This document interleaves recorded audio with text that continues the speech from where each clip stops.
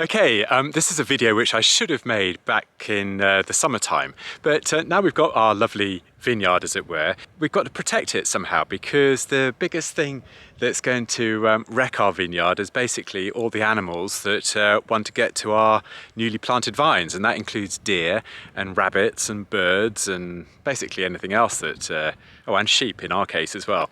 So we've got to keep them out of the vineyard at all costs, really. So in this video, which I should have made whilst we were doing it, the precautions that we've taken to try and prevent these animals from getting into our now valuable vineyard, as it were.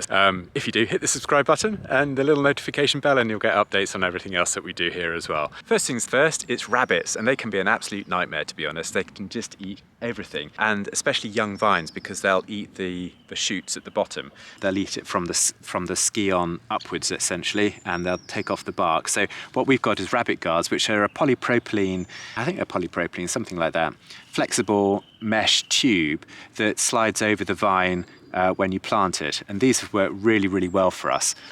We haven't had any attack from rabbits at all, and that was even before we had the perimeter fence put up. Right, the next problem we've got is deer.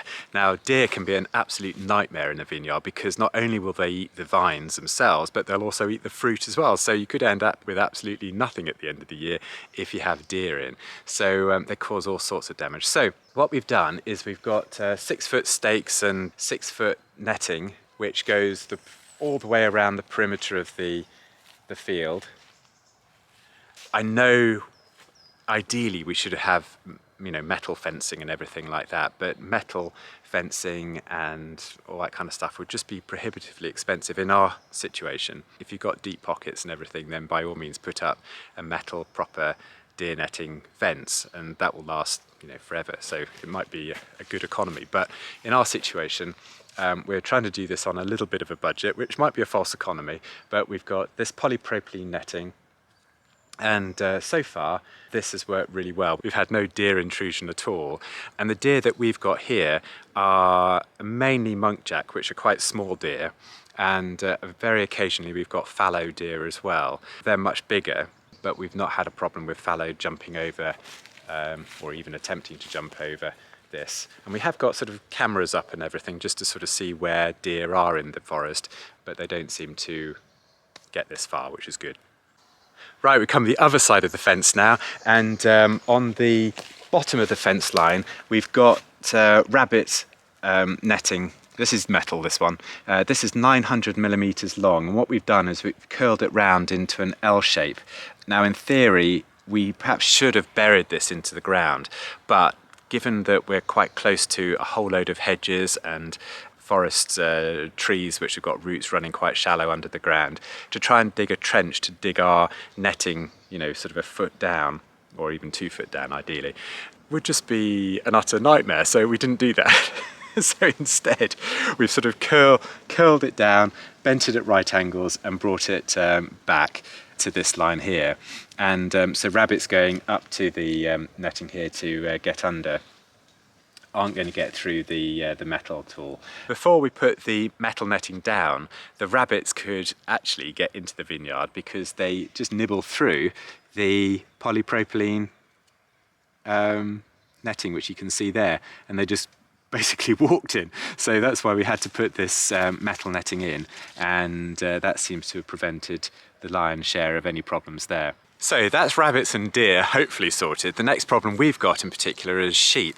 Now, sheep can be controlled to a degree with electric fencing, and electric fencing, if it's put out right, is pretty effective. But having electric fencing around 365 days a year on a bit of land which one sort of mistake will mean that the whole vineyard will go, because sheep, being sheep, will tend to stay in an area where there's sort of plentiful food and stay there until it's all gone. So we could find one morning that the whole vineyard has just disappeared.